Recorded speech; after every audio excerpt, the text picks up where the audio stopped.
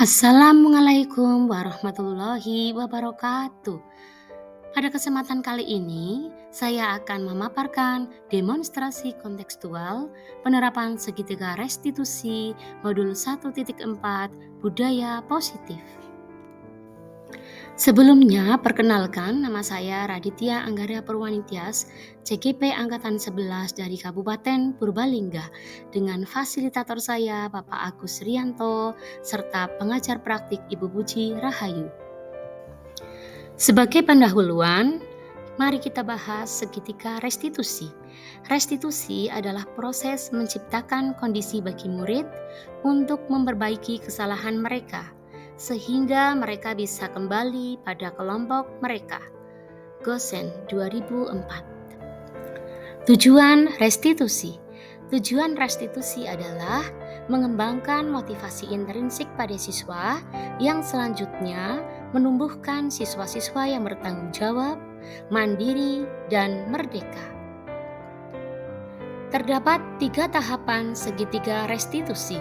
Yang pertama adalah tahap menstabilkan identitas. Yang kedua, tahap validasi tindakan yang salah. Yang ketiga, tahap menanyakan keyakinan. Yang pertama, tahap menstabilkan identitas. Berdasarkan prinsip membuat kesalahan adalah bagian dari proses pembelajaran, sehingga pada tahap ini menggeser identitas gagal ke identitas sukses. Tahap yang kedua, validasi tindakan yang salah. Berdasarkan prinsip, setiap perilaku berupaya memenuhi suatu kebutuhan tertentu. Guru akan bergeser dari pemikiran stimulus respon menjadi proaktif. Mengenali dan mengakui kebutuhan murid akan memperbaiki hubungan dengan murid. Tahap yang ketiga adalah menanyakan keyakinan. Murid akan diberi pertanyaan-pertanyaan bermakna untuk memunculkan motivasi secara intrinsik. Pada tahap ini, murid akan mampu mengaitkan keyakinannya dengan tindakan yang salah. Untuk lebih jelas tentang bagaimana penerapan segitiga restitusi, marilah kita bersama-sama menyimak kasus berikut ini. Kasus 1. Seorang siswa kelas 4 bernama Farid terlihat beberapa kali melihat jawaban temannya atau mencontek pada saat mengerjakan ulangan matematika. Ternyata ia lupa bahwa hari ini ada ulangan matematika, sehingga ia tidak belajar semalam. Selamat pagi Farid. Selamat pagi Bu. Ya, begini Farid. Farid tahu tidak Pak Budita panggil ke sini? Nggak tahu Bu. Belum tahu ya? Ya begini, Ibu mau cerita. Jadi kemarin itu Budita dapat laporan ya, dan juga melihat sendiri waktu pelajaran ulangan matematik kemarin. Terus Farid melihat kerjaan begini. Itu udah berapa kali mengamati dan itu melihat sendiri, betul? Ya. Baiklah Farid. Jadi begini. Setiap orang pasti kan pernah ya melakukan kesalahan, dan bukan hanya Farid gitu loh yang satu-satunya orang yang telah melakukan kesalahan itu ya. Kalau Ibu boleh tahu, mengapa Mas Farid kemarin mencontek Mbak Iren? Saya nggak tahu jawabannya Bu. Oh begitu ya. Nah, tapi begini Mas, kan ada hal yang lebih baik ya, yang bisa kita lakukan untuk mendapatkan nilai yang lebih baik atau nilai yang bagus. Nah, tahu tidak apa kira-kira bagaimana caranya? Belajar sebelum ulangan Bu. Nah, betul sekali. Lah itu Mas Farid tahu, pinter ya. Iya. Nah, jadi harus belajar dulu ya sebelum ulangan ya, rajin belajar ya. Nah, Farid ingat tidak keyakinan kelas kita di awal semester kemarin? Ingat, Apa itu? jujur dalam mengerjakan ulangan. Pinter. Berarti Mas Farid ingat ya, ingat betul keyakinan kelas kita dulu kemarin waktu di awal semester itu ya. Nah, apakah Farid ini meyakini bahwa Farid itu anak yang jujur? Meyakini Bu. Meyakini. Nah, pertanyaan Ibu ya, selanjutnya apa yang akan Farid lakukan terkait dengan permasalahan ini? Saya mau jadi anak yang jujur dan tidak konsep lagi dalam mengerjakan ulangan. Maukah Mas Farid berjanji kepada diri Mas Farid sendiri? Mau. Mau ya. Harus berjanji dengan diri sendiri dan juga kepada guru ya, bahwa Mas Farid tidak akan melakukan perbuatan itu kembali. Ya. Iya. Terima kasih ya Mas Farid ya. Sekarang Mas Farid boleh masuk kembali ke kelas. Rincian tahap restitusi kasus pertama. Tahap menstabilkan identitas terletak pada detik ke-28, lalu pada detik ke-41 sampai detik ke-48. Tahap validasi tindakan yang salah terletak pada detik ke-57 sampai menit ke-1 lebih 16.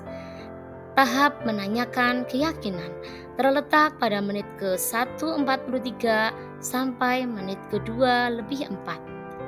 Farid, saya murid kelas 4 SD Negeri 4 Dukateja.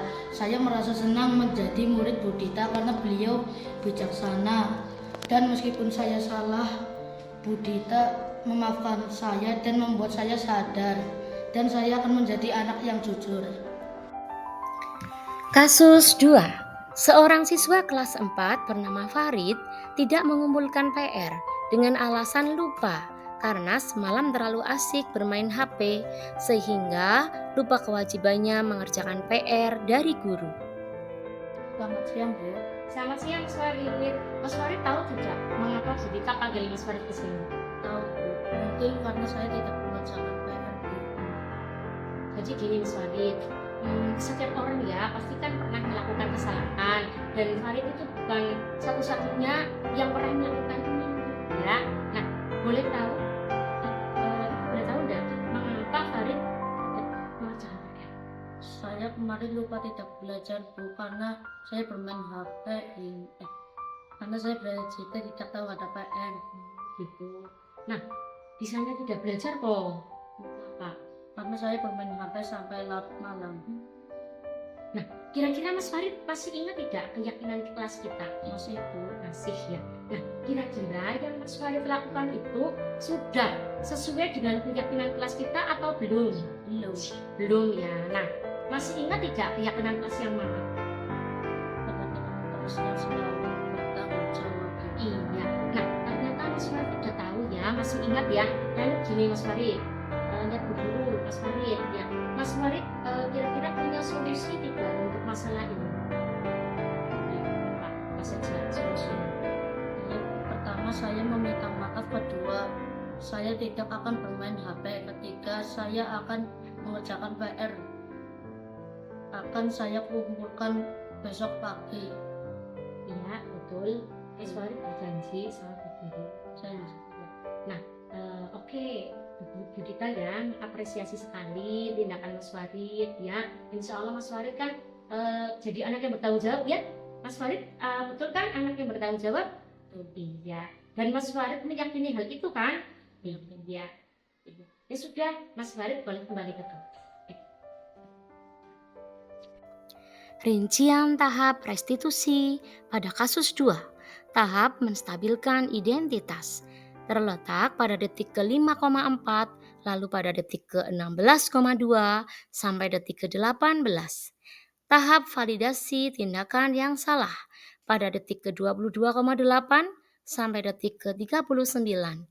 Dan yang ketiga, tahap menanyakan keyakinan terletak pada detik ke-48,8 sampai menit ke-1 lebih 10 dan menit ke-1 lebih 56.